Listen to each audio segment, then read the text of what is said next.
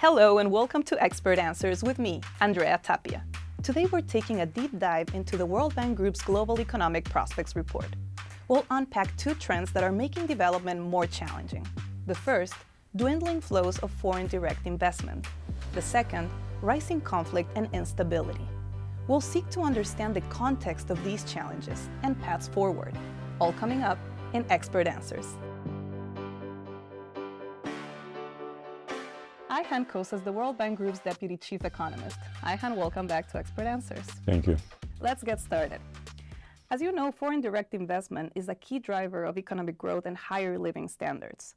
What's happening with FDI flows currently and why?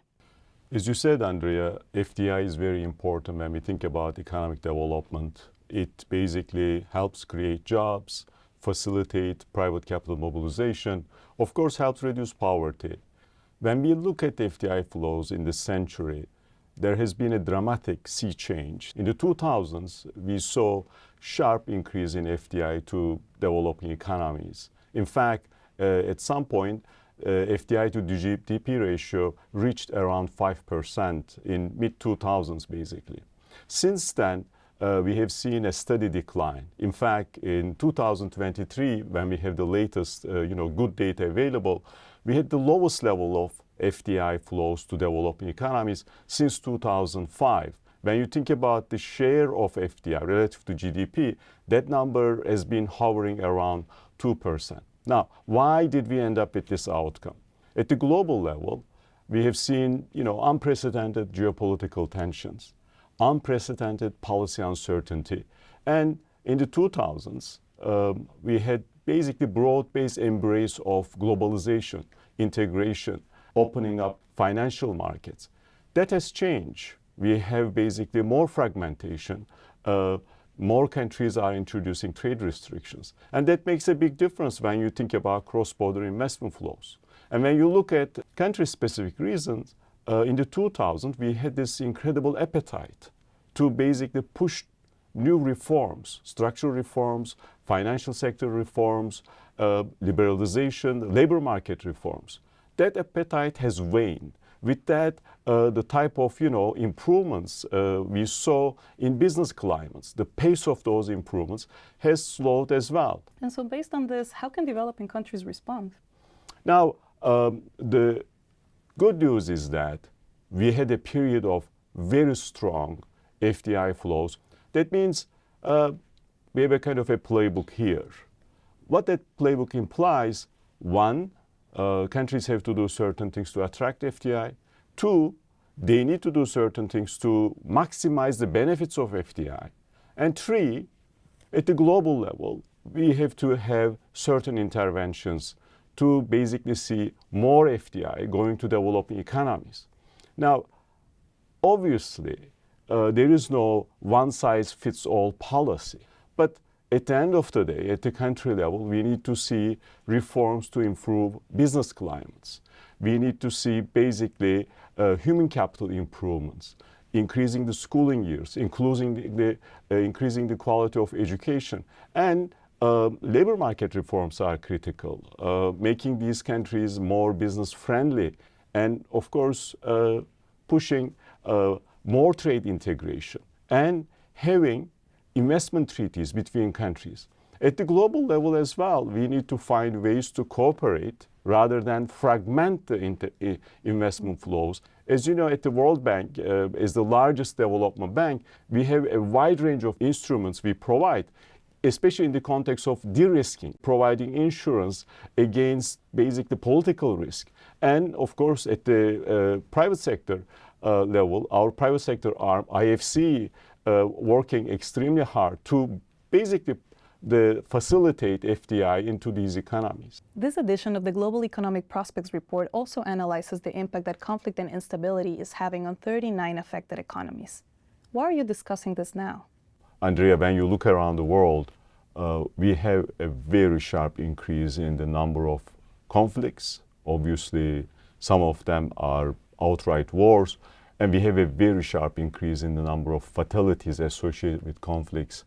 Nearly half of extreme poor, they live in these economies. Conflict takes this very heavy toll on these economies. Some estimations we have done suggest that over a 5-year period, because of conflict, you basically lose 20% of GDP. And how can the global community best respond to this? Now, when it comes to fragility and conflict, it is impossible actually to solve the problems on the ground without the help of the global community. Now, let me basically talk about certain concrete interventions. Number one, obviously, prevention of conflict is critical. Second, these countries have a huge financing gap. That financing gap will require global community to basically help through grants, concessional loans, to address the broader development challenges in the context of health, education, infrastructure, for example. Third, there is a huge need when it comes to capacity building in these economies, facilitating private sector development. There is a huge need when it comes to creating jobs. All of these will require, along with financing, policy advice, technical assistance. And when you think about these economies, this is the fourth item, they're fragile for a reason. Many of them are subject to a wide range of climate-related shocks. The number of these shocks has been increasing. You look at, natural disasters. The number of natural disasters is increasing. Cost of natural disasters is increasing. And finally, we have a huge debt challenge in these economies. 70% of them are in debt distress, or they have very high risk of falling into debt distress. We need to be more aggressive. We need to accelerate the process of resolution of these debt challenges so we can make progress when it comes to, addressing the underlying debt overhang. And in your view, is there any glimmer of hope? Yes, there is always, glimmer of hope. There were countries, they were basically fragile. They were countries, they were basically fragile conflict states. They made progress. In fact, this study talks about these countries extensively, provides examples. Now, when you look at what happened over the 5 years, we had this series, a cascade of shocks.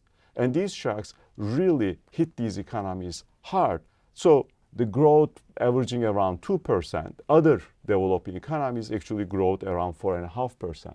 It's going to take a very long time for them to get back to the pre-pandemic trajectory. Now, where is the big hope? Number one, a huge demographic dividend. These countries are still young. They have basically increasing working age population, while the rest of the world is aging. If we can equip these young people with the type of skills that's necessary, if they get the education and become competitive to basically help the global labor force in terms of the types of skills needed, that will be a basically huge dividend, not just for these economies, but for the global economy. The second important thing, as much as they are fragile, as much as they suffer from conflict, they have incredible natural resources.